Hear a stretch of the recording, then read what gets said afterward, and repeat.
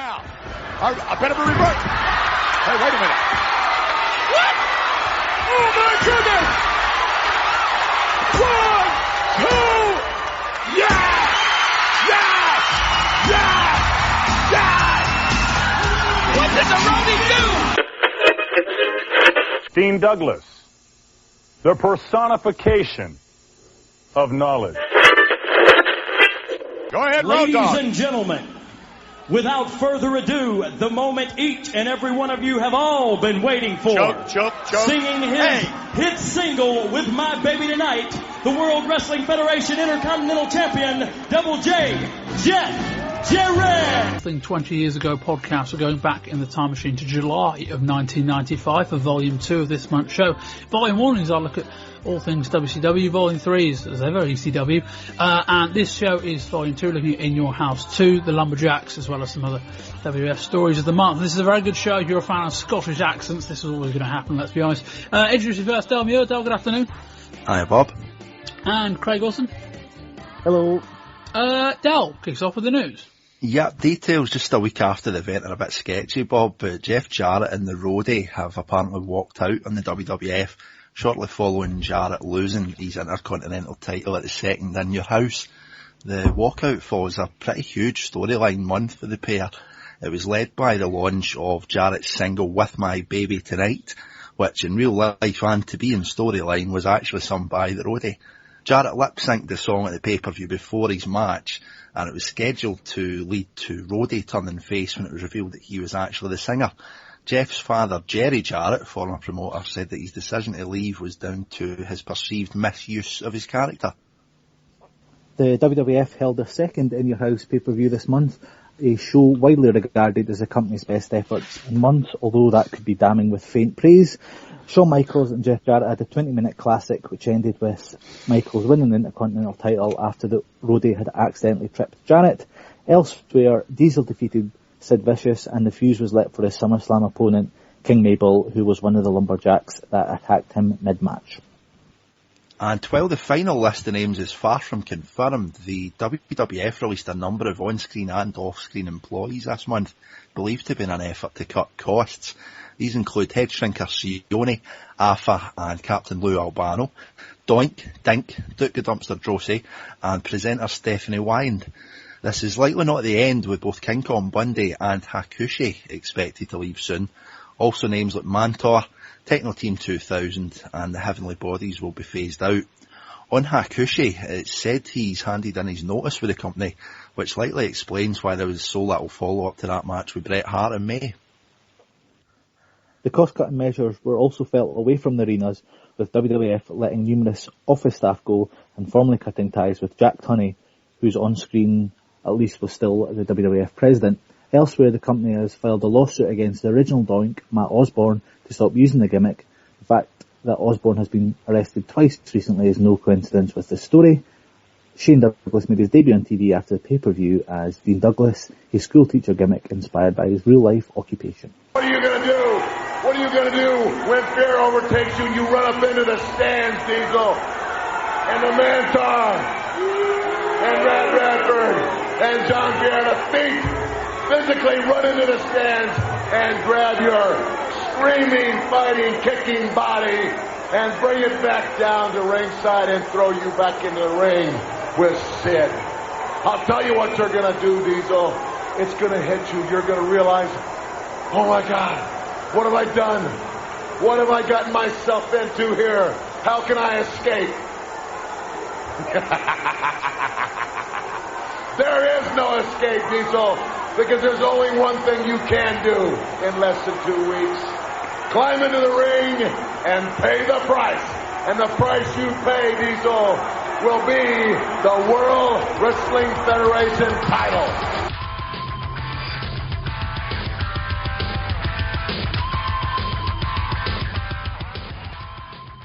We start Raw on July 3rd. We cut back to after Raw went off the air last week. Jeff Jarrett is demanding a title match with Shawn Michaels. Michaels puts on Jarrett's title belt and hits him with a super kick.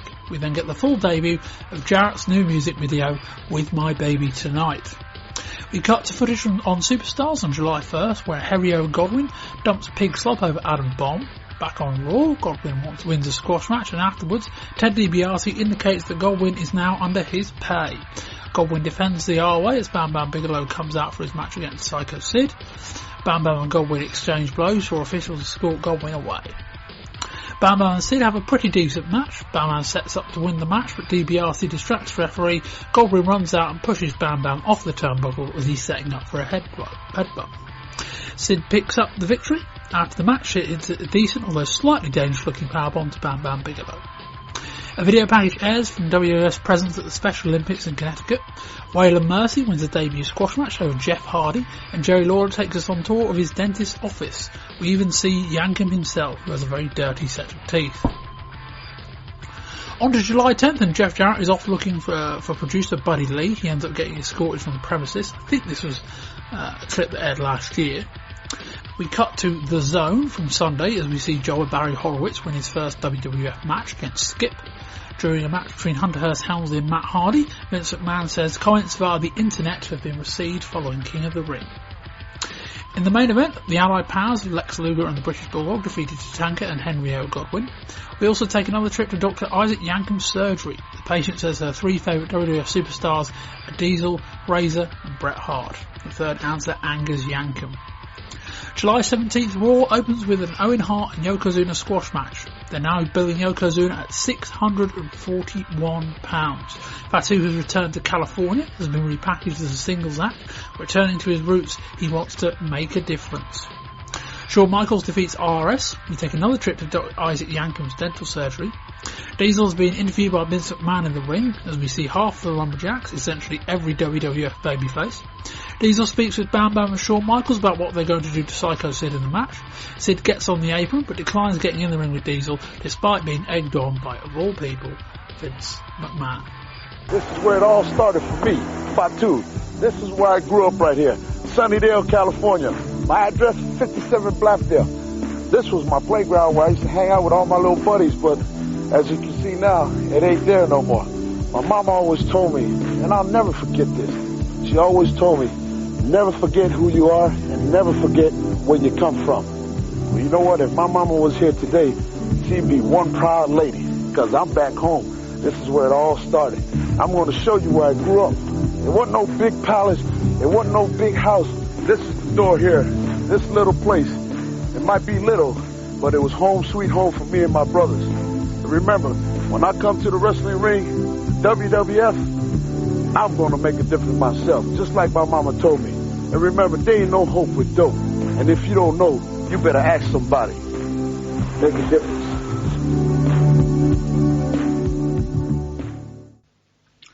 And we move on to In Your House 2. Del, the results. Yep, starting off, Bob, we've got the Roadie beating the 1-2-3 Kid. We've then got Men on a Mission, which is King Mabel and Sir Mo, defeating Razor Ramon and Savio Vega.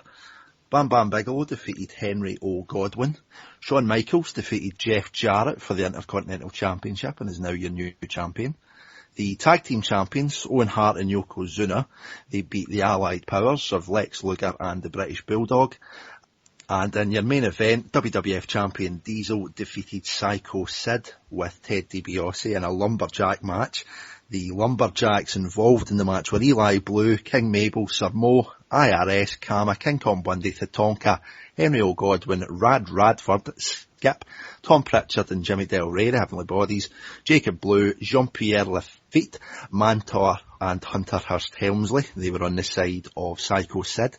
And with Diesel, the Lumberjacks were Bam Bam Bigelow, Razor Ramon, Savio Vega, the 1-2-3 Kid, Man Mountain Rock, Adam Bomb, Bob Holly, Duke of Dumpster Drosy, Head Shrinker Fatu, Billy Gunn, Bart Gunn, Chad Fortune, Eric Watts, and your new Intercontinental Champion, the Heartbreak Kid, Shawn Michaels. Christ, were there that many Lumberjacks? Jesus, with 15 in each side, Bob. Wow, a lot. Craig, what do you think of this show? Yeah, as I said in the sort of news section, it was pretty good. There was some matches that could have probably done without seeing, but overall, more than pass marks for this one. Best, one of the best shows so far in that 5, certainly for the WWF. Del. Pretty inclined to agree with Craig there, Bob. I mean, as Craig says, kind of some of it just as usual, hit and miss with some of the matches that were in there, but certainly that we'll come on to. There's possibly my favourite WWF match of the year so far involved in this show, certainly at first glance anyway, so definitely some highlights. Yeah, I don't seem to be that as high on this show as a lot of other people do. Yes, it was the best WWF show of 1995, but that says very, very little. For me, it was just more like when we discussed at length on last month's show just how badly they got King of the Ring wrong. For me, the improvement was largely they just didn't make the mistakes they made last month. They got most of the star power they had in the right places against the right opponents. The booking was largely solid. There was an exceptional match between Shawn Michaels and Jeff Jarrett. But that aside, I don't think this show was that good. But yeah, I think it's more that you can say, well, there was an okay opener, some decent-ish action in the middle, a fantastic Intercontinental title match, and a main event that probably disappointed about as much as you would have expected. But we will start with In Your House 2. We're in Music City, Nashville, Tennessee, and they're going heavy on the music theme. There's a stage area set up next to the In Your House set for a musical performance later in the show from Jeff Jarrett. We start with the 1-2-3 Kid against the Roadie. The Kid attacks Roadie before he even gets in the ring. Kid does his usual combination of kicks in the corner before dumping Roadie to the outside with a head scissor. We cut to Jarrett's locker room, who, while having the match on, seems to be far more focused on getting ready for his performance tonight. Back in the ring, Roadie rounds the Kid's head into the ring post. Roadie hits a pair of leg drops or hitting a back body drop. Roadie then does some showboating on the second rope. The crowd rallies with 1-2-3 Kid chants, and the Kid is in a sleeper. Kid hits a spinning back kick for a near fall and regains control in the match, hitting a drop kick in the corner followed by a body slam. The Kid hits a top rope splash, but the Roadie kicks out. Kid jumps onto the Roadie's shoulders, but Roadie sits out for a lovely powerbomb for another near fall. And the match ends with Roadie doing a pile driver from the second rope. That looked. I put horrid in my notes. Craig, was that a fair assessment? I think so. Certainly, when you consider the neck injuries that the 1-2-3 Kid had previous to this, certainly a risky bump for him to take, and it didn't look very, very nice at all. No, essentially, it was a pile driver kind of with Roadie facing outwards of the ring, so kind of like falling back into it. And he decided to kind of like not jump off the second rope, but kind of walk backwards off the second rope, and was very out of control. Dale, what do you think of this match? It's something that I've really been impressed with in the last couple of months, Bob, and just come back to the news, it's kind of sad to see that the walkout's happened. Is this Roadie character I really think's got legs? And I mean, starting off a show with the kids, you should be starting off these kind of shows with getting the crowd going, getting them something that they're going to get behind, and the athleticism that the kids got combined with that character that Roadie's got, I thought it was a really decent start. Craig? Yeah, I thought so as well. I think I agree with Dale that the Roadie's quite good. He didn't sort of seem able to keep up to the pace with the 1-2-3 Kid, but I think that would be quite a harsh criticism to level that at someone that they can't keep up with someone as pacey as a 1-2-3 Kid. But no, Dale's assessment's probably right. You want the crowd going, and these two were able to tell a pretty decent story in the time that they were given. Yeah, this is exactly the kind of match you want in an opener, really. Not excessively long.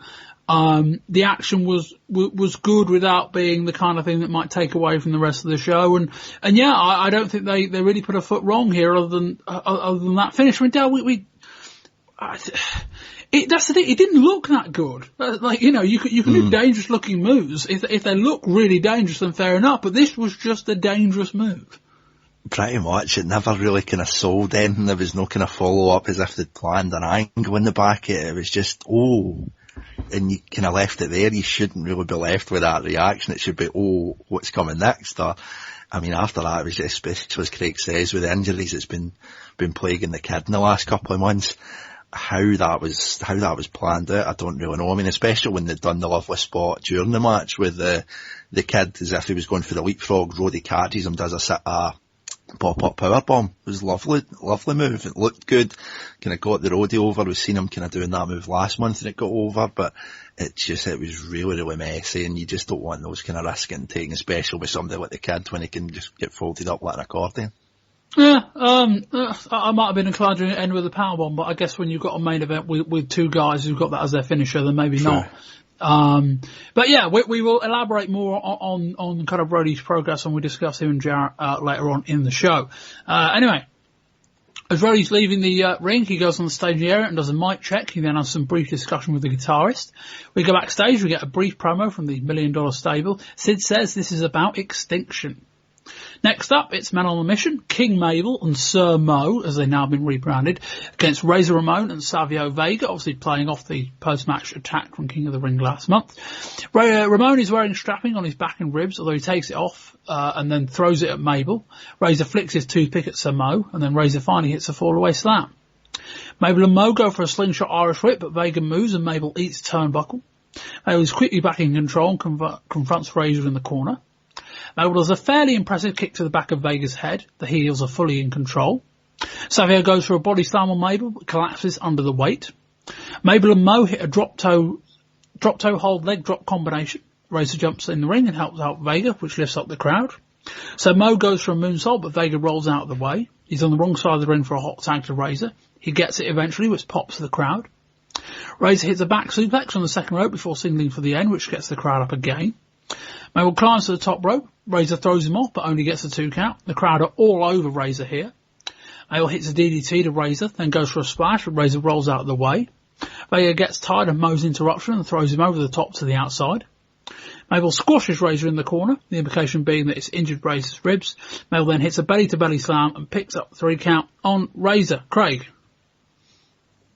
This picked up. I think expectations were always going to be pretty low for this one being anything like a classic, but I thought the action picked up a lot towards the end, and it was actually quite a good match by the time the finish came, I thought.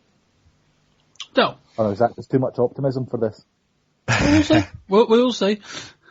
Craig Wilson, the optimistic Scotsman, ladies and gentlemen.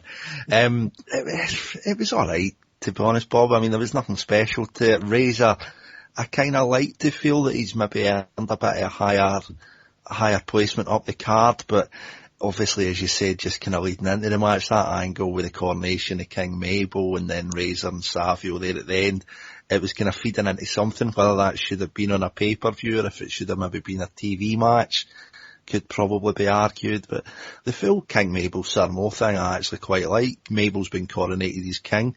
He's turned to his trusted right-hand man and knighted him as a knight of the realm. I mean, that's kind of got a bit of legs to it. Razor's good. Savio, kind of seen a bit much of him last month, but I mean, it filled a spot in the card, I suppose. Yeah, I'm 3 for 3 on this match, exceeding my fairly low expectations. They did just about enough where they didn't get Mabel in the ring for long enough where he could have had that, disaster that he had at King of the Ring, in terms of where he was just blowing up. The crowd were into Razor. I think there was just enough heat on Mabel to counteract that. And yeah, the action was decent. This match didn't offend me and it didn't bore me, which I probably would have thought it was going to going in. It wasn't necessarily any better than that, but, and we're also on the booking front, as much as we might, argue the merits of Mabel being put in the spot he's been put in, the right guy went over. So we're 2 for 2 on the booking tonight as well. Nothing groundbreaking here, but this had the potential to be far worse. And it certainly wasn't that. Anyway, we move on. And Todd Bettengill is dicking about with the band on the stage. Doc Hendricks is backstage with the babyface Lumberjacks. Hendricks is trying to establish which of the Smoking Guns, Adam Bomb, Man Martin Rock and Bam Bam Bigelow has been bought by the $1 Million Team, but they all deny it. Roadie introduces Jeff Jarrett for his singing performance. Roadie sounded very smooth on the microphone, and then we get Jarrett miming or lip syncing his performance of "With My Baby Tonight." Craig, I think as much as we might argue the merits of a musical performance on a wrestling show, I think given that it's an active character, I think this is more relevant than usual. I give them 10 out of 10 for how they executed this. Yeah, I thought it was quite good fun. I know you refer to him as dicking around. I like that aspect of Todd Pettingill's character, but yeah, I do think exactly what you mean. But in terms of Jarrett's performance, yeah, it was his performance, because we can't say singing. His performance, I thought it was good fun. And I mean, if you're ever going to get away with anything like that, it's probably going to be in Nashville, isn't it? Yeah. Bill? Yeah, I totally agree with both these, Bob. I thought it was really well done. I mean, you get these musical performances more, you know, he used to get like the national anthem and America the Beautiful and things before like big shows like the WrestleManias, and you'll get random kind of spots. Like, I remember Run DMC back in the day, and it was woeful.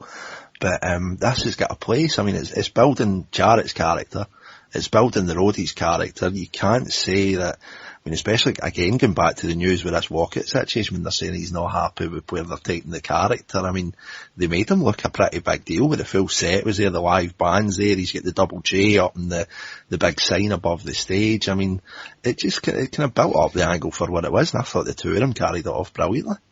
No, and you know, also in the sense that I don't get the sense that you knew any better. This wasn't. I think if you weren't all that aware, you might think, oh, he's actually quite a good singer.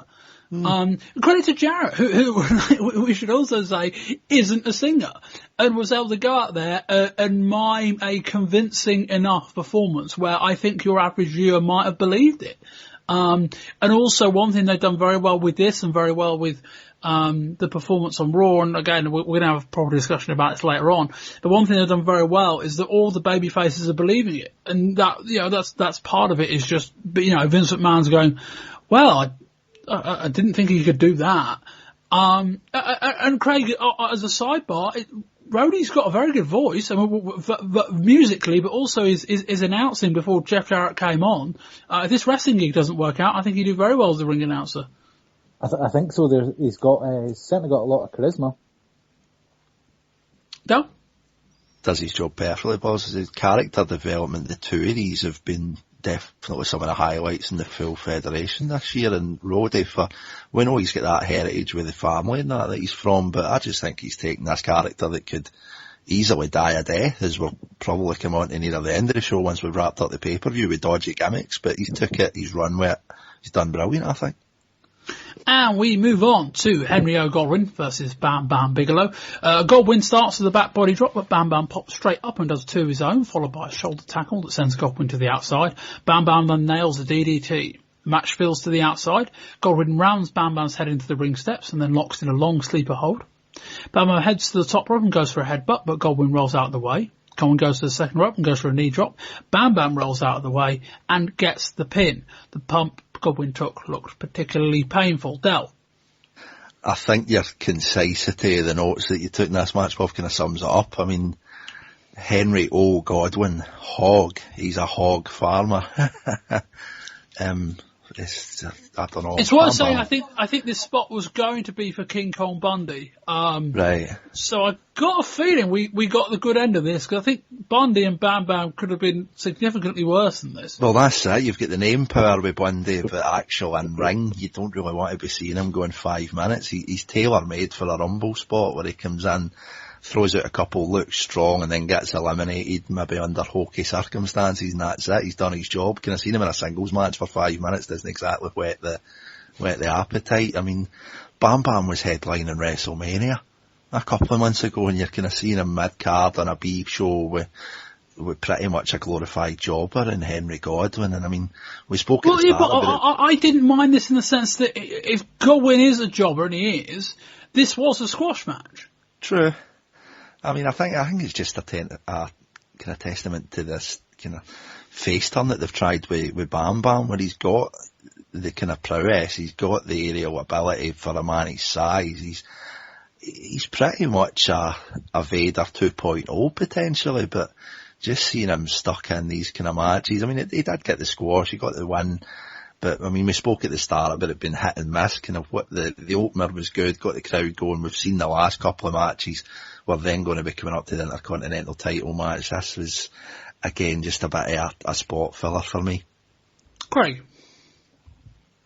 I thought it was better. Again, it was better than you'd probably expect. I think both guys certainly grafted and put in a lot of work to try and drag this up from what it possibly could have been. But I think Dale's point about Bigelow's probably the fairest point. Just the idea that this guy's went from carrying Lawrence Taylor to a credible match at WrestleMania to being involved in, albeit a squash victory, matches against Henry Godwin on In Your House too. It's a bit of a fall from grace, and the fact he's got a jazzy new uniform isn't going to disguise that. No, I mean, yeah, there is something to be said for the fact that in a parallel universe it's Bam Bam Bigelow and Diesel in the main event. with Bam Bam still as a heel. But that aside, I didn't mind this. As I say, I didn't see this necessarily as a demotion for Bam Bam. I just saw it more of a case of, let's get him on the show with a quick, convincing squash victory over what we should say is a name guy. I mean, bottom of the rung, but he's not a complete jobber. He wins matches on TV against jobbers. But a low-end name guy. And again, they had this kind of laid out. I think it was going to be Bundy, and that perhaps would have been a more significant match with a bigger name, even if it perhaps would have been worse. So yeah, I can forgive them what they did here, but yeah, it was fine. I think there are wider issues with Bam Bam than winning a 4-minute match on a pay-per-view. We cut to the crowd and Bob Backlund is canvassing. We then get a Shawn Michaels promo. He said it was his birthday yesterday, and he's right. It was my birthday as well. I became 4 years old. He said he wants to win the gold as a late birthday present. WWF Intercontinental title match, Jeff Jarrett versus Shawn Michaels. The Roadie comes out before the match and does the introduction for Jarrett. Shawn Michaels comes out and gets a tremendous reaction. Michaels grabs hold of Jarrett's title and looks at his reflection in it. The pair lock up. Michael strikes Jarrett so hard that he flops across the ring into the other corner. Michael relaxes by laying across the top turnbuckle. Jarrett then does an arm drag and then celebrates before doing his strut.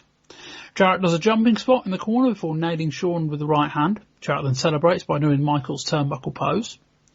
The action continues at a frenzied pace. Michael sends Jarrett over the top rope but does his rumble spot and flips back into the ring before doing Jarrett's strut. Surprisingly, rather than trying to fetch Jarrett, Michael actually encourages the referee to do the count out. Jarrett eventually slides back in the ring at 9. He pulls the same trigger again. Michaels finally loses patience and goes out after him. Michaels goes to the top, but Jarrett regains control. Only briefly, as Michael stalls in a dropkick before sends Jarrett flying over the top rope into Roadie on the outside. Michaels jumps to the top rope and hits a flying crossbody to Jarrett and Roadie on the outside. The crowd are loud. Michaels charges Jarrett in the corner, who sends him flying over the turnbuckle, crashing to the outside. Jarrett then rounds Michaels' head into the ring steps. Jarrett does a reverse suplex, appears to nearly drop Michaels on his head. He then does a long abdominal stretch, hits a DDT while on the run, but can only get a 2 count. McMahon's microphone has gone silent, so Lawler is alone on commentary. Roadie and Michaels get into an altercation in the ropes. Jarrett goes for a running leg drop, but Michaels moves and Roadie eats it. Jarrett sends Michaels towards the ropes, who does the Ric Flair spot from the outside. Jarrett climbs to the top, but the referee tells him to get down. While that goes on, Roadie rungs on the apron and takes out Michaels on the outside. Jarrett goes to the top, hits a flying crossbody, but Michaels rolls through and almost gets a 3 count of his own. The pair exchange pin attempts. Jarrett goes for a dropkick, but only gets 2. Michaels rallies out of a sleeper hold into a back body drop. The referee does a 10 count and then basically just stops at 9 as neither man gets up. Michaels crawls over a pin. Jarrett barely kicks out. The pair get up, bounce opposite ropes, and Michaels hits a lovely shoulder charge. Michaels goes to the top, hits a double axe handle, then goes to the top again for an elbow drop, but it's still unable to get a 3 count. Michaels crotches Jarrett on the ring post, which fires up the crowd no end. Jarrett hits a superplex, then signals that it's all over. Goes for a figure 4, but Michaels gets a near fall with a roll up. Jarrett goes for a second, but Michaels kicks Jarrett into the referee. Michaels sets for a super kick, but the Roadie comes from behind and takes him out. Jarrett goes for a crossbody from the top, but Michaels barely kicks out. Jarrett tells Roadie to trip up Michaels when he sends him into the ropes. Roadie turns his back and does as instructed, but ends up tripping Jarrett, not Michaels, who's been reversed in the Irish whip. Michaels then hits a super kick and wins the WWF Intercontinental title belt. I might be forgetting some matches, Bob, but off the top of my head, this is honestly my favourite pay-per-view match that this federation's offered this year. There's been a couple of TV matches, whether it was in the King of the Ring qualifiers, whether it was Jarrett's title match at the start of the year. You'd be looking probably at Bret Hart and Diesel from the Royal Rumble, which was pretty good, although long and in a double DQ, and you'd be looking at Bret Hart and Hakushi from May. That is pretty much it. Bret Hart and Hakushi I was thinking about as well for TV matches. I mean, pay-per-view, it's really not been a stellar year for the Fed. Even this title, which is honestly my favourite championship in the full of wrestling, the Intercontinental belt, and it's kind of died a bit of a death in the last kind of year, really looking back for that Razor and Shawn angle kind of leading up to WrestleMania. There's not been a lot more to that title. Jarrett has done amazingly in the last few months. I mean, I've said it pretty much every month that I've been on the WWF show with yourself, that Jarrett's just really impressed me, and he's carried that belt really well. Shame obviously with this walkout angle, but Shawn really excites me for an intercontinental run, especially as a babyface now as well. I think it really could be a good couple of months for him leading through the summer. Hopefully he can hold on to it. A couple of good matches with that belt, bring back up the prestige of that, and as I say, just one of my favourite matches of the year so far. I thought the two of them did brilliantly. Craig? Yep, certainly not much I can disagree with there. That's certainly the best match that Jeff Jarrett's had on a WWF show or on TV. A large part of that's obviously to do with Michaels, but credit where credit's due. The pair of them had a fantastic match here. A near unmissable 20 minutes of action. Yeah, I don't want to undercut it by criticising it, but I'm not quite as hard on this match as everyone else is. I thought there was it was a 20-minute match that essentially had about 3 or 4 minutes of kind of stalling and stuff at the start. That's not to say that's a bad thing. You need that, and that did help heat up the crowd. But I don't know. I guess I would call it a very, very good match, but I don't think it was exceptional. I think it is. In part, it says a lot about the batting average of the WWF this year, that this is, by a good distance, their best match. I don't think Bret Hart and Hakushi was anything close to this. The action was good. It was fast. The right guy won. Yeah, I mean, I think a lot of people are giving this match 9 out of 10. I think I'd probably give it 8, 8.5. I think that's where I'm at. I don't want to sound critical of it. But yeah, I mean, Del, both guys here just did exceptionally well and put across a match that we don't see often enough. But I think this is just, again, testimony that Shawn Michaels is, if probably the best worker in North America right now. Pretty much, certainly on a big stage, I would say. I mean, I think even just taking on your points as well, Bob, this was by far and away not a perfect match. I mean, there was the ref bump in it, there was a stalling with Jarrett, but I mean, I think just overcoming these things just shows how good a match this was. I mean, even just the really, really simple things with Shawn Michaels standing there, he's got the weight in the left leg, he's going for the super kick, Jarrett's going to lose the title.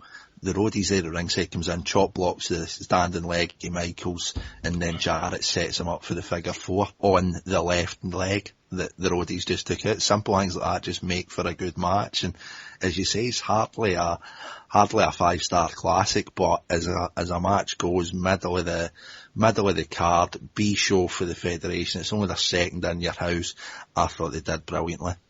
Del, where does this match stand among matches this year across all companies we look at? Overall is probably a surprise to no one. My favourite matches so far have definitely been in ECW, whether it's Al Snow and Benoit, Eddie and Malenko. As I say, on a big stage, it's probably the best for me. I mean, last month you had WCW, there was Pillman and Das Wunderkid, which was very good. See, I enjoyed that match more than this one. I don't know, maybe it was different expectations, maybe it was probably. I mean, when you see Shawn, you see it's for the belt. Roadie and Jarrett have done brilliant the last couple of months. You do have those expectations in there when you're getting just a throwaway match with Alex Wright. You maybe don't think that much of it, and even kind of going back to Hakushi and Bret, as you were saying as well, I think Hakushi's a kind of one of those weird ones where he's a brilliant worker, but just stuck under the guise of a terrible gimmick, which again we're kind of talking about as a bit of a pattern with the Federation at the minute, but it's definitely up there. I mean, it's maybe not top 3, but definitely top 5 for me so far, match of the year. And as the Federation goes, it's as good as they've offered. Craig, you won't have seen anywhere near as much 95 action as me and Del necessarily, but your thoughts on the same question? Where does this stand up for you so far? I'd say it just pips the Pillman match that you were talking about there, and from the limited ECW stuff I've seen. Was it better than Flair and Savage? No, I don't think it was. Maybe, probably quite close. It probably wasn't as far away as you would expect it to be, considering that it had Jarrett in it. I think a lot of the sort of praise around this match is just at the fact that it's 1995 WWF, and you see most of the... Not anywhere near as bad as anything else. Yeah, yes, that's probably a fairer thing. It's you're used to sort of seeing big lumbering guys, and when you see two sort of 220, 230 pound guys getting 20 minutes, there's a reason that they got the time that they got, and they were able to deliver. So I think it might just be a lot to do with how poor things generally are in the WWF that this looked as bright as it did. Craig, what does this match say for Jarrett as a worker? Because, you know, there might be an inclination from some people to say, well, this is a great match because it had Shawn Michaels in, but I think we've got to give him some credit. Well, I was probably going to say at some point that it was Jeff Jarrett's best match, but I would envisage a lot of people will say that some of their best matches were with Shawn Michaels. But I mean, he didn't look at a place in the match, and he didn't look out of pace in the match either. I thought he sort of held his own. It's very difficult to really fault him on this match, to be honest. I mean, I think there's a very good argument to say that Jeff Jarrett has got the best match out of Undertaker in the last 2 years on TV in May. Again, that doesn't say a lot, given that I think Jarrett's probably the only wrestler under 6'5" that the Undertaker's wrestled in the last 2 years. But no, I mean, it is difficult to tell in the sense that you get the feeling Shawn could get a good match out of me. But no, I think we've got to give Jarrett some credit here in that at the very worst, he looked like he belonged. Totally. And I mean, as you say, it's a really easy thing to kind of criticise Jarrett, especially in this match with his eyes in there with Shawn.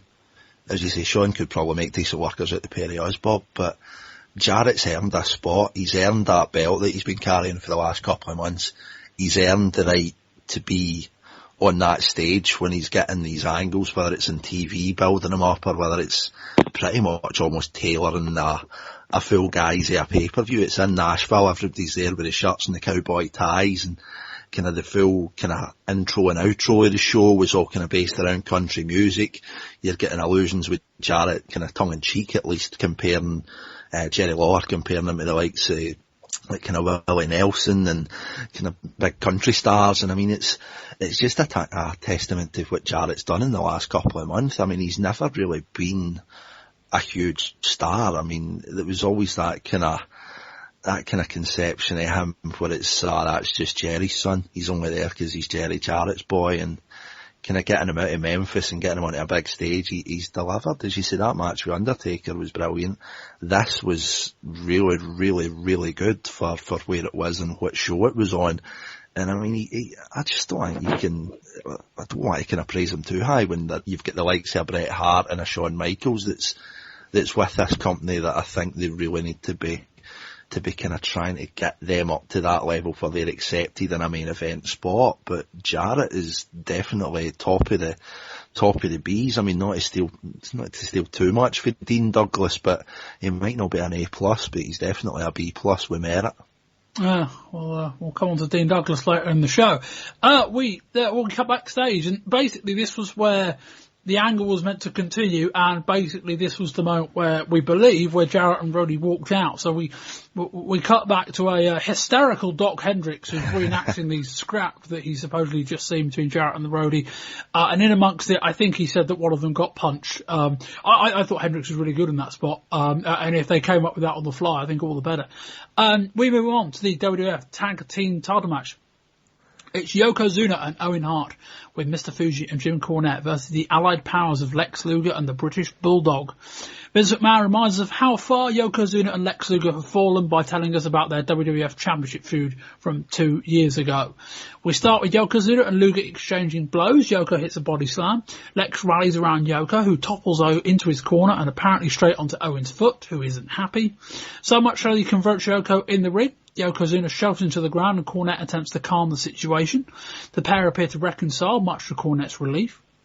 Luger is now taking on Hart and the pace measurably increases. Bulldog tags in, does some chain wrestling with Owen. Bulldog does a back body drop, but Owen ends up falling straight down and landing on his shoulder. The heels regain control. Yokozuna gets back into the ring and starts laying into Bulldog. Bulldog rallies out of a no hole, but only into a right hand from Yokozuna. Owen gets on top with Bulldog, but ends up crotching himself on the second turnbuckle as Bulldog moves out of the way. We're back to Lex versus Yoko. Luger ups the intensity and throws Owen into the ring. He picks up Owen and throws him at Yokozuna. Bulldog and Luger go for a double back suplex on Yokozuna, which whips up the crowd. Owen breaks up the pin. He and Bulldog brawl on the outside. Yokozuna pops up, drops a leg over Luger, and wins the match. Del. I honestly think this is the best use of Lex Luger and the British Bulldog that I can imagine in 95. Between, say, maybe Mania 9 and 10, kind of back in 93, start of 94, Lex was kind of poised to be the man in this company. Bulldog hasn't really done much since, say, maybe kind of late 92 with the match in England with Brett for the IC belt. He has had a long stint in WCW in that time. Well, that's it. I mean, federation-wise, certainly he was over with down in Atlanta for a couple of years there, but I mean, they've really not kind of set the world on fire in the last couple of years certainly from a New York point of view, but I just think that these two have really kind of got something together here, whether it's giving them a run with the belts down the line later in the year, or I just think they've really kind of mastered putting those two in a position where they can be accepted, but they can also excel in each other's company as well. They've got the full Allied Nations kind of side with the Stars and Stripes and the Union Jack. They've still got a bit of pyro there. They've got the matching kind of outfits that all tag teams in my eyes should have. Yokozuna, I think, is really well suited with Owen Hart, where he's not in a position these days where he can carry matches, especially in headline spots and going maybe over 10-15 minutes on his own. You throw in Jim Cornette into the mix, I just thought it was really decent. I mean, it's kind of almost making the best out of a bad situation when you've got Yoko at probably about £600, I would say. I think they build him as 568, but he looks over 600 to me. I don't think he looks that big. Like, I think he's heavy, but I've got a feeling they're taking the piss with some of this. I mean, he shaved that beard off that he had a couple of months ago, so that's maybe dropped a couple of pounds, but other than that... I've seen giant haystacks who look significantly bigger than this. All right, it was tall. Well, that's true. If you look at it for that side, I suppose that's a fair point, but I mean, he's certainly a lot bigger than he was, kind of looking back at the prime of his career so far, kind of looking at 94 kind of time when he's carrying the belt and things like that. I mean, I think they've really kind of got him well suited, I think, with Owen Hart, where he can do a lot of the groundwork. Bulldog and Luger, as I say, I think they're brilliant together. I think there's definitely legs in them running as a pair, and then you've obviously got the setup of it being whether it's Luger going back to the narcissist gimmick and kind of turning on Bulldog or something like that down the line, maybe for the start of next year, even maybe heading into a Mania. I just think they've really done well with the four guys that were in here. It wasn't an impeccable match by any means. I'm not the biggest fan of tag team wrestling, as I've discussed in the show, but I thought the four guys did pretty good here. Craig?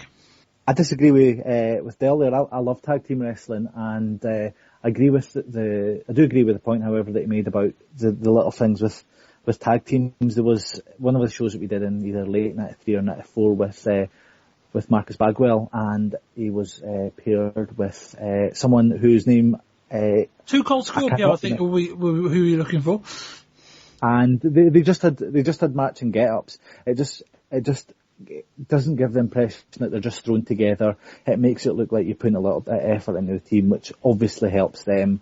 And the fact that they did the mashup theme tune for Bulldog and Luger helped that little bit extra. I couldn't help but notice that Lex Luger certainly did not look too happy when he was coming to the ring.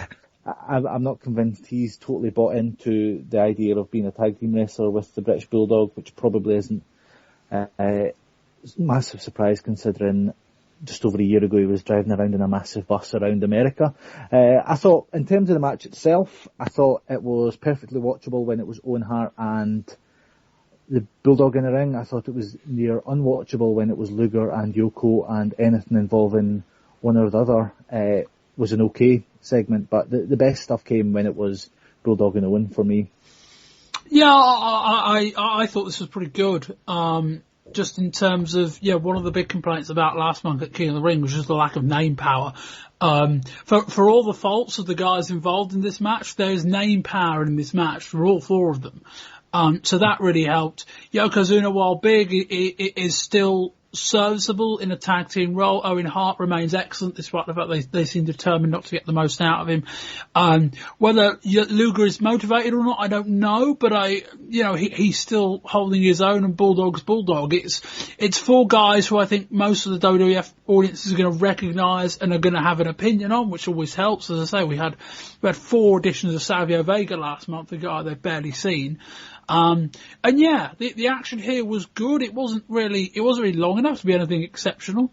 But no, credit to all 4 involved. I thought they put on a good enough match. I like this Yokozuna and Owen tag team, Del. I think there's something to be said for that. Yoko Ono, as we've discussed, Bob. Yeah, the joke was funny the first time. I'm not sure I remember. But yeah, no, I think it's, this isn't a match people are going to remember for very long, but it was harmless. And in terms of 4 guys who, I think you could probably say they could and should be getting more out of all 4 of them, given the state of their roster. But they were involved in a tag team in what technically sort of a little bit is the co-main event of the show. It's more like a cool-down match, but it's a significant match on pay-per-view involving 4 guys who are all, to WWF's credit, somewhat over. Whether they're going to use them correctly going forward or not, we will wait and see. We get a promo from Diesel before the main event. Worryingly, perhaps for him, he is visibly growing some grey hairs. We move on to the WWF title match. It's a lumberjack match between Diesel and Sid. Sid heads to the outside but gets protected by the heels. Sid jumps in the ring and Diesel gets sent over. Diesel gets laid into by the heels. The crowd rally behind him. Diesel gets led into the second rope but the lumberjacks go after him. Diesel drops an elbow on Sid, then a second. Diesel signals something for vaulting over the top rope into a sea of lumberjacks. Diesel bounces off the far ropes, but Mabel pulls him to the outside, then drives him into the ring post and then body slams him on the floor. Sid sets up for a powerbomb, which he hits. Once again, Sid wastes far too much time celebrating and then Diesel kicks out. Sid sets for a second powerbomb, but Diesel flips it over. Sid, for no reason at all, jumps to the outside into a melee of faces. Shawn drops an axe handle from the top. Diesel shapes for a jackknife, but has to fight off a trio of heels. He bounces off the far ropes, he bounces Sid, off the far ropes, hits a sloppy as hell big boot, but wins the match, and that gets a big crowd pop, and after the match, Diesel points towards Mabel. Craig.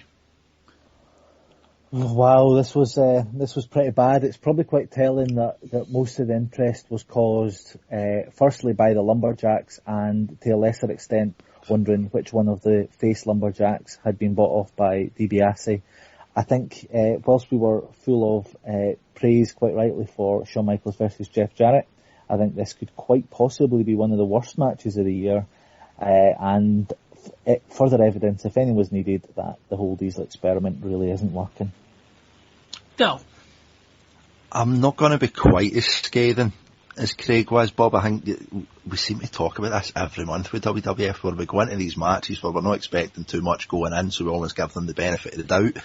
As Craig said when we talked about Shawn and Jeff Jarrett earlier on, you are kind of used to this WWF Land of the Giants, not so much these days, but there's still that tendency there when you do get these 2 big lumbering, no pun intended, giants in there, when they're kind of, the 2 of them's get the power bomb finish, the 2 of them's 6.5 feet up, the 2 of them's built like, well, especially Sid's built like a brick outhouse, but I mean, they kind of made the most of what they could do here, and I think the lumberjack angle to the match was, maybe I'm overstating it, but a bit of a stroke of genius when you've kind of got 2 guys in there that's going to maybe go 10, 12 minutes in a title match, main event in the show. You're not going to get much out of these 2, as we've seen. Put Diesel in there with a Bret Hart, put Sid in there with somebody like that as well, where they can get a good match out of them. It's going to be decent. But with the 2 of them together and no kind of outside interference was a bit of a daunting prospect with these 2, but kind of having that story there with the lead in with DiBiase as he bought somebody over, somebody else joining the corporation, Shawn's there backing up Diesel. It's nice to see the 2 of them kind of on the same page again. I think they've done pretty well for what they were looking at potentially. I think the Lumberjack stuff really added to it as well. I'll give Diesel and Sid credit in the sense that they've had 3 matches now on pay-per-view, and I think they're getting steadily worse. This wasn't good. As I mentioned at the start, far too many Lumberjacks. The ring's not that big, only 35 people surrounding the ring. You know what I mean? Far too much going on, I think, for much of it to really have any impact. It did provide enough volume of people for Diesel to kind of, throw himself over the top rope in probably what was the highlight of the match. The positives, they set up quite nicely Mabel attacking Diesel, which gives them the kind of motivation going forward to have the match at SummerSlam. Not that we particularly want to see it. But no, the match just wasn't any good. We've got Sid being the idiot heel, and to a point, heels need to be idiots because otherwise they're baby faces. But that's the second singles match in a row where he's hit the powerbomb and then just spent ages celebrating. Again, he's a heel, so, it's not that offensive, but it is just a bit stupid. And then, Sid jumps to the outside for no real reason, so Shawn can attack him, and then, a crap finish with a really, really soft big boot. We've got Hogan doing the same in WCW. I don't know what it is with both big guys. They're not even good. Part of the reason is they're facing big guys themselves. A lot of thing with the big boot is the guy running at you fast, and then they can run into the boot. Sid isn't capable of that, and neither really was Vader with Hogan. And so you end up with them kind of like leading the boot out there, and you have to kind of like lean into the kick. So that didn't work. But this was poor. And Craig, I can't be the only one who hopes this is over. I mean, it looks like it is, but this hasn't been a good feud. No. There's certainly no clamour for me to see any more action between these two. Go. I can't really sum it up better than that, Bob. I mean, it's been lumbering at best at times, and you see the fact that they've drawn it out over a couple of months, and it's not even showing signs of any kind of potential for them maybe starting to get a bit of chemistry. There's a kind of outside angle coming into it that's making it more interesting to see it again, and it's done. I mean, the two of them have got a place, as Craig alluded to. I think this Diesel experiment's not setting the head on fire by any means, and it doesn't look to be kind of starting to do so anytime soon either.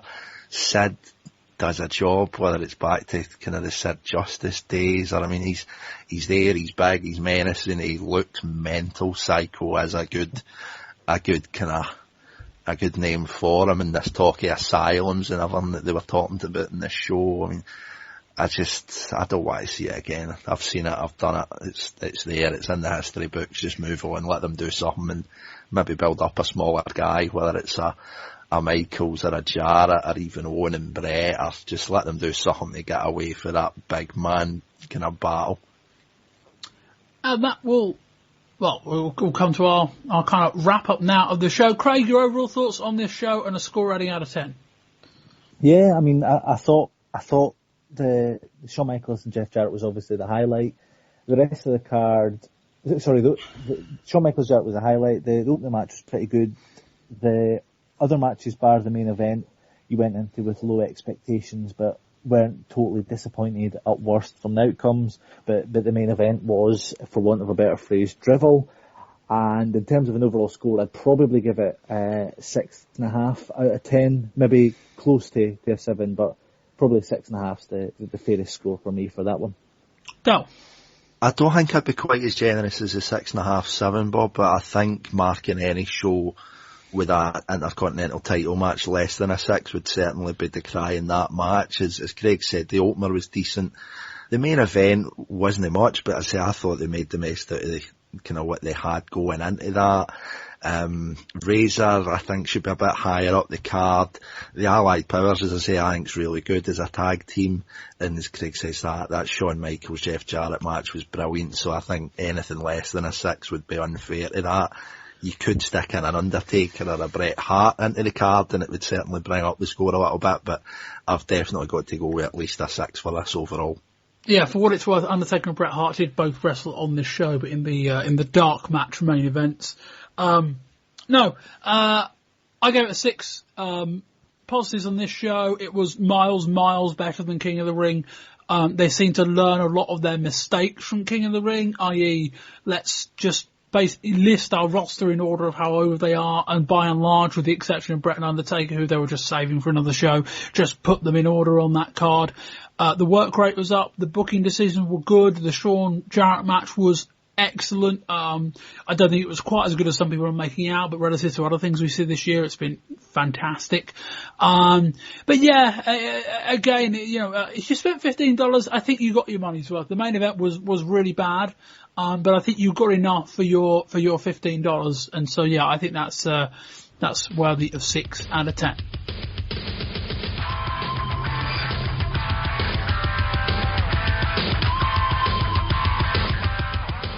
On to July 24th, and Shawn Michaels defeats Jimmy Del Rey.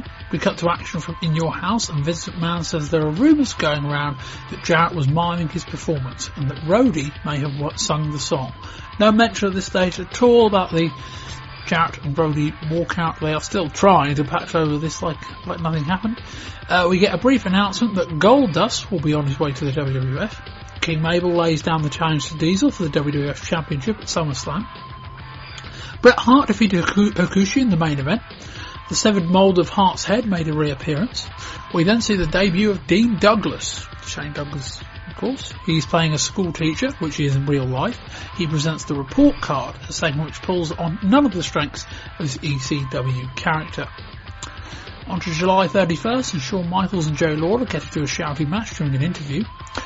Michaels ends up challenging Lawler to get back in the ring. We get another report card segment from Douglas, yet more mistreatment. This time he is unenthusiastically analysing Bam Bam Bigelow. He awards him an F grade. Razor Ramon and Savio Vega appeared to win the WWF Tag Team titles, and Ramon pinned Owen Hart, but it later turned out that Yokozuna was the legal man. Cornette, quite preposterously, was ejected from ringside despite being the voice that pointed out referee Earl Hebner's error. As Raw went off the air, the match was still ongoing. Shawn Michaels, could I have just a word with you? Just a minute. Listen, in my role as a broadcast journalist, it's my job to ask you the tough questions, and that's what I came back here to do.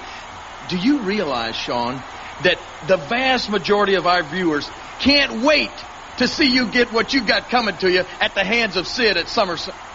Oh, boy, I'll tell you. You make a joke out of everything. As a matter of fact, I really wish it was me you were facing at SummerSlam instead of Sid. Do you, Kingfish, do you? Because something, I do have some time in between now and SummerSlam, and, my book's open. I got an open contract. I can really do anything. I might be able to fit you in somewhere if it's all right with you. Come on now. I know you. See, like I said, he makes a joke out of everything. But you're not trying to challenge me, I know. Well, no. Would I do that to the king? No, okay, let's get that out of the way. Let's talk about Sid then, okay? But I would love to get... Well, see, now you keep saying that, and I gotta wonder, maybe you really do want to try me. Now, if you want to try me, I've got a busy schedule, but I'm sure I can fit you in. I'd be more than happy to fit you in. Let's work something in the next couple of weeks. Your people call my people. You and I will do it, huh? You know what? I'd love to. But see, here, let me explain something else to you.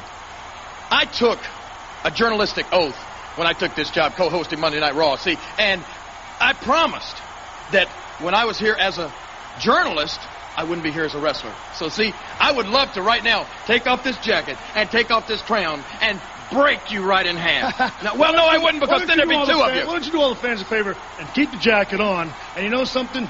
It's a good thing you're not a wrestler, because call you a wrestler, come on now. You're barely a broadcast journalist.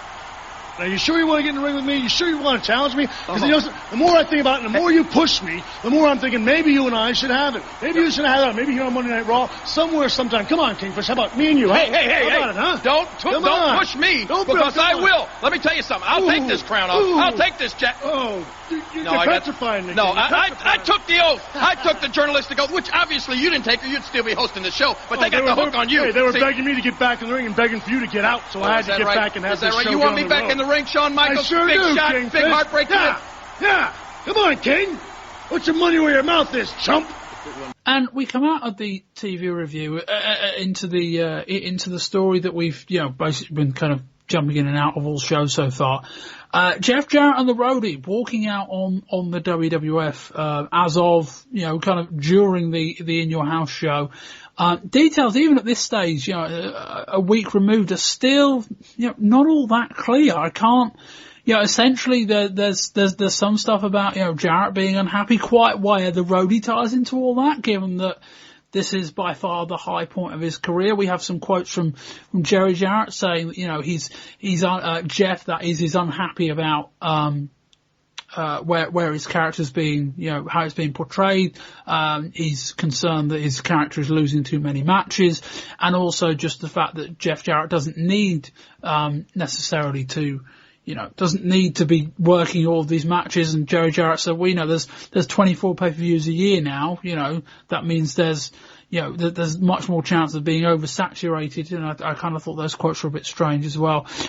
Del, very unclear, but I think we'll deal with the stuff we know, which is that Jeff Jarrett and the Roadie have essentially walked out right at the moment where both of their careers could have taken off. Pretty much. I mean, I think even just moving on for it just being the Jerry Jarrett quotes, that's a bit strange. I mean, I think the full situation seems a bit strange, for want of a better word. As you say, Jarrett's kind of this year, Jarrett's really impressed me, but he's impressed me in the likes that he's been getting so much time. I mean, there was the full build, I think it was at March, April time, there was the full build up to his full debut, his singing debut on Raw that obviously turned into an angle. He's had the belt for a good few months, that intercontinental belt, so I mean, losing matches is a bit of a strange one when he's been kind of pretty much seen as the second man in the company behind the WWF champion. He was part of the King of the Ring. He's got the big debut at Nashville where he does the lip sync angle with Roadie, and then tying in Roadie as well. I mean on screen they're certainly a pair, and I'd imagine they're probably doing a lot of travelling and things as well backstage. And I mean, it just seems weird that the two of them, as you say, are tied into this together. I mean, Jarrett's obviously a bit longer than the tooth. He's had more mainstream attention in a wrestling business where he's kind of done the stuff with Jerry in Memphis. He's done kind of the WWF stuff in the last year or so particularly. Roadie seems to be a bit kind of tied in with association here, where it's, I'm fed up with this, which I don't really see how, kind of saying the time that he's been given, the angles that he's been given, the belt that he's been given. Roadie seems to be like a better side with Mr. Jarrett here, and it's, I mean, you kind of wonder where it's going. I mean, Jeff Jarrett's not really a name that you're going to be seeing. I don't think WCW would be bringing him in a kind of Hogan basis, like, oh, we're going to get a big scalp for the Federation here. I mean, Jarrett's not going to, I don't think, put any kind of extra bums on the seats. Roadie, as you say, still really early days. It's just, I think the full thing's just really, really strange, and especially the time in it. Greg? Yeah, there's not too much that I can really add to what Dell's just said, but I think the key point is it's just the idea of what position does Jeff Jarrett think that he has the right to? I mean, he had a great match with Shawn Michaels, but you couldn't really see him sort of moving into the main event picture at all. So I think the sort of mid-card level is probably his glass ceiling. So for that sort of a role, you are going to lose matches and you're going to win matches. You're not sort of a bona fide superstar where you win every match. So I think it's a lot of good question, sort of expectation management of the whole Jarrett departure. But as you both suggested, Roadie leaving's even more puzzling. Yeah, I think there's more to this. I kind of think there has to be, because it doesn't really make sense. It's not like I get the feeling an offer from WCW would necessarily be all that forthcoming at the moment. Maybe, now that he's walked out, maybe they'd be thinking, well, we want to launch our program. Let's grab a guy who walked out, well, not as champion, he obviously just lost, but a guy who walked out. We're going to launch our new show in September. Let's put him on that. Maybe, I don't know. Maybe it's kind of, maybe someone's got in his ear. It's like, well, you're never going to be in a stronger position leverage-wise than you are now, in the sense that they put a lot of money into this music single. They had a video that they produced, which was pretty well done, and apparently they were hoping to recap a lot of their investment on the single by selling it. That was the idea. Ultimately it was going to be a WWF produced single. Ultimately, with Roadie as the headline, the artist, and they may have released it under Jarrett's name previously as well. So they had all these things planned, and best, they were on quite a bit on the fly, in terms of the Raw after. They didn't really kind of stop the angle. They just kind of said, it's ongoing. It'll be interesting to see what they end up doing with that. But yeah, I don't get it. It's like, you're a heel. You're gonna lose matches. That's what heels do. And it's like, as champion for the better part of 5-6 months, I think. He did technically drop it to Razor Ramon, I think, in April, and then win it back. And there was also him being stripped of the title against Bob Holly as well. But as champion effectively for the last 5 or 6 months, he's been fine. He's won a lot of those matches. Okay, he lost to The Undertaker on TV, but it's The Undertaker. You're not on his level, Jeff. And just more the point that, who knows where he could have been in 3 months. I think, given how good Roadie's doing, they could have had a barn burner of a program, with the split. I mean, I think if anything, the criticism might otherwise have been they'd have done it too quickly had they have, foreshadowed Roadie being the singer on this show. But all very strange. But Dale, I think we've got to give those two and the company a lot of credit because they did a ton of work for this angle in terms of the music video, the production stuff on the pay-per-view with the song, and it also turns out Roadie can sing. Totally. I mean, the boy can carry a tune. As I say, it's not a great gimmick he's been given, but he's ran with it. We spoke about it last month with this partnership, and the two of them really almost propping each other up, where Jarrett genuinely does look like a bit of a star these days. I mean, whether it's the kind of worked angle on TV that seems to have gone to his head, or if he's just looking for more money or a better contract, I mean, it's just weird. But I mean, the two of them have been brilliant together. I mean, you're not going to be building up to WrestleMania 12 and it's Jeff Jarrett versus the Roadie for the WWF title, but they've got a place. And I'm kind of going back to what I said earlier. It's top of the B list, where they've got a mid-card feud down the line. For the minute, they've got a mid-card pairing. You can put them in tag matches, whether it's kind of maybe even getting them a title shot with the tag titles now that Jeff's lost the IC. Maybe that's where you kind of plant the seeds of the breakup down the line. I mean, there's a lot of different avenues that you could go with this, and I mean, especially when you're putting in the money, as you say, with like the production side of it, we're kind of actually talking about releasing a single, putting it out on tape, getting kind of big stage setups and that with a live band, and I mean, it's just really weird. I mean, the amount of time that they've spent with Jarrett in particular, and I mean, you lost to The Undertaker, but as you say, it's Undertaker, former WWF champion, best character gimmick in the business, bar none in my opinion. And I mean, he's lost to Shawn Michaels, but in the process of trying to recreate Shawn Michaels as the star that he is, he looked like money in that match. He's got the look. I think it was even Jeff that had said it last month, when he's kind of got that bit of almost designer stubble now, where he kind of looks a bit rougher. He's got that kind of edge to him as more of a cutting edge baby face than maybe the WWF's been used to in the last couple of years. And I mean, it really baffles me where Jeff Jarrett genuinely sees himself, because as Craig alluded to there, I think he sees himself as he should be the next champion. This Diesel thing's not working out well, it should be me. I think that's genuinely what Jeff Jarrett thinks at this minute in time. Craig, Jerry Jarrett did allude to comments, in part of his comments that, Jeff doesn't need to work. He's not the kind of guy that has to work these events. He's got other things he can be doing, other business stuff he can be doing. But does Jeff Jarrett walk into WCW in 2 months' time? Could conceivably be. It would certainly be a big, well, not a big, but a reasonably decent sort of signing for WCW. But I mean, you don't really sell anything through Jeff Jarrett. I mean, you're not going to sort of sell out a house show circuit headlined by Jeff Jarrett. You're not going to do a pay-per-view with him front and centre. It's just really puzzling, and I think the sort of misunderstanding his positions certainly key. But another point I was going to make is the idea that if he thinks he deserves something better, I'm not sure the WWF are terribly going to trust him after walking out and throwing the toys at the pram in the way that he has done. I mean, they're probably going to think twice about investing even the same amount that they've done in this music video angle. So, strong-minded perhaps, but ill thought out, certainly, him just walking out like he did.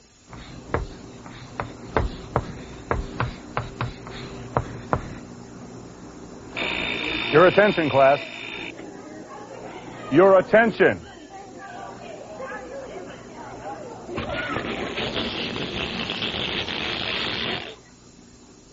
Thank you. Definition.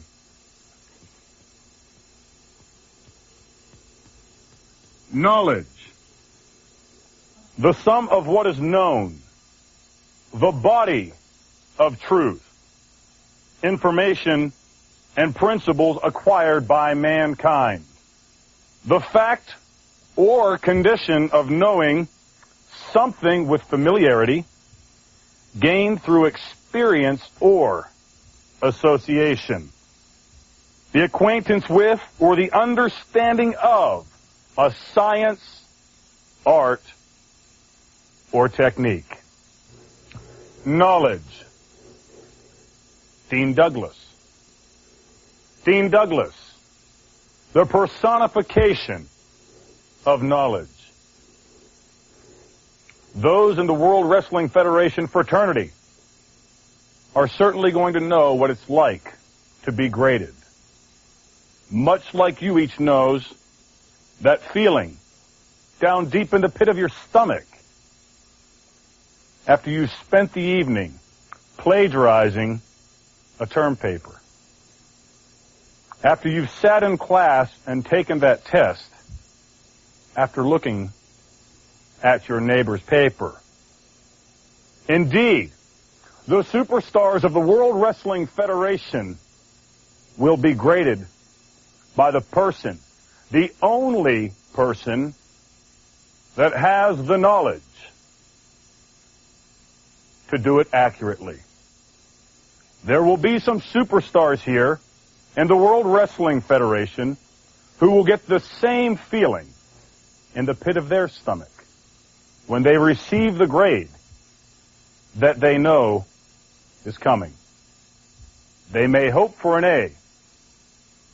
In all likelihood, they'll receive an F. Del, let's move on to Dean Douglas. Yeah. A guy who Shane Douglas, obviously, a guy that we've trailed a lot in the last 18 months in ECW, a guy that there is an argument to say was the best act of 1994, depending on how you want to measure that. A guy who was arguably, probably the best promo of 1994, left ECW this month, as people will listen to on your ECW show. Yeah. Has come in as Dean Douglas as a scholar with a blackboard, and I don't recognise him, and that's not in a good way. I.e., I feel like if we play this promo and then we played a Shane Douglas ECW promo back to back, I'm not convinced anyone would think that was the same guy, and that is a real negative. Well, I mean, looking at him in his classroom and he's kind of trying to handle the piped-in classroom background noises and he's scraping the blackboard. I mean, go back to August 30th last year and he's standing there with an NWA title, and it made, I mean, I know it's still a regional territory, but it made waves through the full industry at that time, Bob, as we've talked about, and then ever since then. I mean, I know 95's been a bit stop-start with the full, is he leaving, is he staying, is he going to WWF, whatever. It's kind of put him a bit on the back foot, and you've seen the likes of Cactus and things come up, but we've spoken about it for months that Shane Douglas was a big fish in a small pond, and it's put him into the ocean. Is he going to swim? And I mean, I don't think you would find anybody that watched ECW that wouldn't think that guy's a star. Whether he goes to WCW, maybe like a US title level, work his way up, and to WWF, you've got the likes of kind of mid-carders there, like Jeff Jarrett, Owen Hart. I know they're kind of in the bad guy side, but even kind of putting him in with like a Bret Hart or a Diesel, or, I mean, you could list a dozen guys in that roster where you could think Shane Douglas would certainly not sink. I mean, he would hold his own. He's maybe not the best wrestler in the world, but he's probably better than most, bar maybe, 3 or 4 in WWF. If you're maybe looking at a Bret Hart, an Owen, or Shawn Michaels, he's not far below them. And I mean, you could kind of talk about Jeff Jarrett at a B+ level. You could maybe even make the argument to give him a couple of months, let him adjust to the landscape of the Fed as opposed to ECW and the kind of on the fly booking and no contracts and kind of almost going show to show. Give him a couple of months to get used to that world, and he could easily be a B+ and A- player. And as Craig was talking about with Jeff Jarrett in a house show circuit, Shane Douglas is somebody that you could easily slot in. I mean, we spoke about him last month in King of the Ring. Slotting right into that tournament, you could probably make an argument for him winning the thing. And as you say, he's just totally unrecognisable. I mean, I don't know. I hope my apathy's coming across here, because it really is in those kind of couple of quick vignettes that we've seen. It's just, I really hope they've not missed the boat, but it's really not an inspiring start at all. No, I mean, somebody said to me this month that, you know, it's a lot more difficult when you're not moaning about Ric Flair. And I'm like, well, yeah, fair enough. But it's like, that's not what made his promos great. It was his delivery and his kind of conviction and, you know, to a degree, some of the stuff he was getting to talk about. What made his promos significant was what he was talking about, but that wasn't what made his promos great. You know, it was just how he delivered them and how good he was as a talker. And it's like, well, no, he can't moan about Ric Flair, but, you know, he can be 95% of the promo he was in ECW and fit in with a WWF environment. The fact is, they just haven't tried. And yeah, you're right. Yeah, we're talking about a time where the WWF roster is Shawn on talent, not just Shawn on overness. It's Shawn on talent. All right, a lot of it's being misused, even so. But it's not like there's a great roster of guys he's going up against. Really, he should come in and within a few months should be in the top 6 or 7 names they've got. You know, I mean, the only talker in the company that's better than him is probably Shawn Michaels and maybe Jerry Lawler. That's it, or should be. You know, who knows if they can ruin Shane Douglas with this Dean Douglas gimmick. Maybe they're knocking everyone down in the character department. But Craig, I just don't get it. I mean, I know you're not a big fan of ECW, but you'll have seen enough of Douglas in there. I mean, it's amazing how wrong someone can be. Yeah, no, absolutely. And I mean, I thought he looked pretty good in WCW at the start of the 90s. He was rumoured to be the guy that was getting the Heartbreak Kid gimmick when he was with the WWF, but walked out in 1991. So for him to come back and be saddled with something that, I mean, whilst entirely fitting with the 1995 WWF, it is significantly naff and very, very cheesy. The gimmicks, the vignettes don't really do much for me. I mean, Bam Bam might be directionless, but just saying he's got the face of a walrus is hardly going to be something that's going to kick off a big bucks feud, is it? So it's just puzzling to, if you look at this, to sort of work out what the long term goal of this is. Maybe the WWF have got more money than we think, and it's all about trying to make Shane Douglas look ridiculous. But I doubt that is it. But it's they haven't got more money than we think. I can categorically say that. But I can't really see any other outcome for this, because it's not. They've got a guy that, as you say, is a very good talker, very competent in the ring, and it just looks like they're just going to waste him. It just doesn't make any sense. No, I don't know. Maybe they'll get it. You know, it's 2 promos. Maybe he'll get used to the character. Maybe he'll be able to flesh it out more over time. But it's, as I say, it's more that the promo came on and I almost didn't recognise him. Like it was the candour of the delivery. It was just his lack of passion and fire. And it's like, say what now? You know, that it's almost as if he's been neutered, Bob, to be quite honest. Yeah. Who knows? We will see. As I say, maybe it will get better. You know, it would be wrong to completely write it off, but it certainly hasn't been a good start. The final part of this month's show, we're going to look ahead briefly to SummerSlam coming up next month.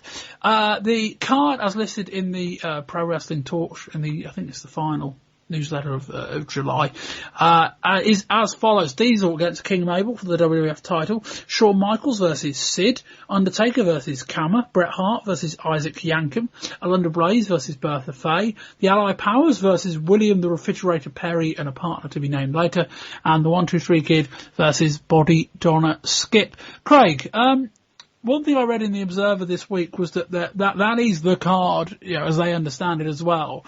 But there is a lot of concern at the lack of, you know, potentially good matches on that card, and I would say they're right. Yes, I would as well. I mean, whilst we're full of praise for Shawn Michaels, and he may well be able to take all three of us to a decent match. I don't think he's going to be able to carry Sid to a good match. I think Diesel versus Mabel has got every potential to be worse than Diesel versus Sid this month. I'd be very surprised if it wasn't. Yes, Bret Hart versus Isaac Yankem just continues with the theme of just wasting Bret Hart. Orlando Blaze versus Bertha Faye should be alright. So out of those 4 matches listed so far, it's the best one. I certainly don't think Undertaker versus Cam is going to better it, and I'd be very staggered to see if Allied Powers versus Perry and a surprise partner will be better. You'd expect that whoever Perry's mystery partner is will probably be doing the bulk of the work, but even still, and plus the 1-2-3 Kid versus Skip will be a fairly decent match. I'd be staggered if it wasn't the opener. Yeah, and if it lasted more than like 5 minutes. Yeah. Del, if this is the plan, I kind of think it needs changing. I mean, there's definitely a few that's got potential. I mean, Shawn and Sid, contrary to Craig, I actually think it might be a decent match. I mean, you've got Sid coming off the back of this title match at In Your House too. So, I mean, Sid's really kind of put in as that number 1 contender in July. Getting into August, you've got Shawn's won the IC belt. Whether it's going to be for that title or it's maybe non-title, I don't know how they're going to plan that, but Shawn's, especially since this kind of good guy turn that we've really seen develop this year, he's got that style where he can sell for a Sid. It's whether Sid does enough to kind of capitalise on that heat that he gets that Shawn gives him, because I mean, as you say, the full stupid ending, like the hitting that power bomb that he did in Diesel and then just high-fiving the Lumberjacks.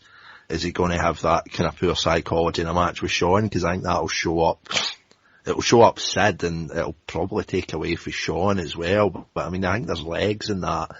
Undertaker and Kama doesn't really fill me with much excitement, but we are still waiting for a payoff with that, I suppose, with the full melting down the urn and getting the chain and things like that, whether it's going to be maybe like an old kind of Memphis style match with maybe like a chain match or something like that to kind of try and make the most out of it, like they did with Sid and Diesel and the Lumberjacks being there.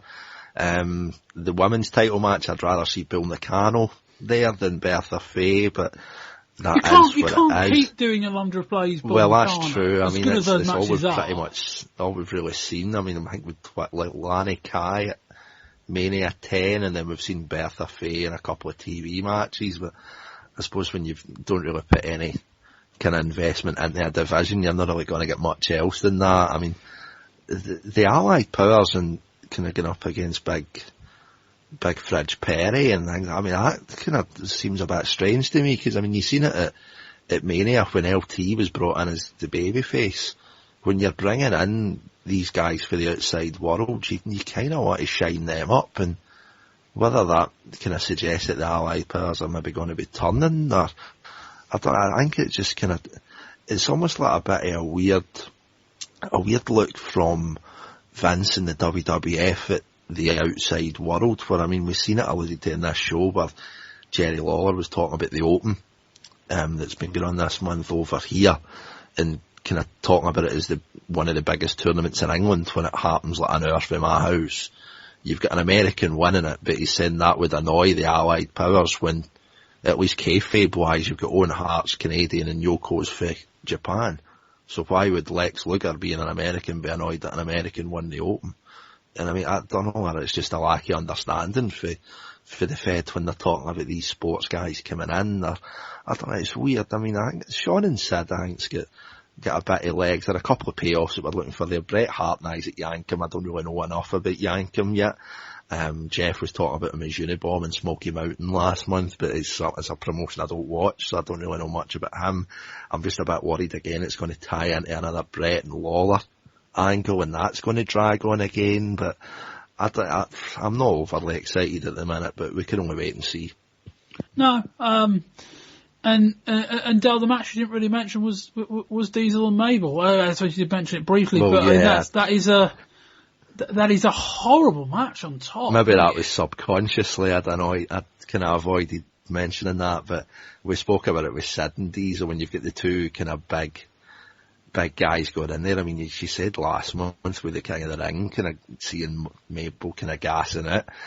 Diesel's not exactly a workhorse either. I mean, we've seen Bret Hart drag it at him, but the two of them, I think they definitely need some kind of stipulation to make that. But what can you do when you've got like the potential for an Undertaker Kama match having a gimmick stipulation? You've got Shawn and Sid that might have something involving maybe Diesel and Shawn's corner or something, and then they swap over for the main event. I mean, you might have to just put up with a basic one-on-one wrestling match with those two, and it's just, I mean, it should be brilliant. It should be the WWF champion get up against the King of the Ring. I mean, look back last year, you could have had as Bret versus Owen, as we did at SummerSlam.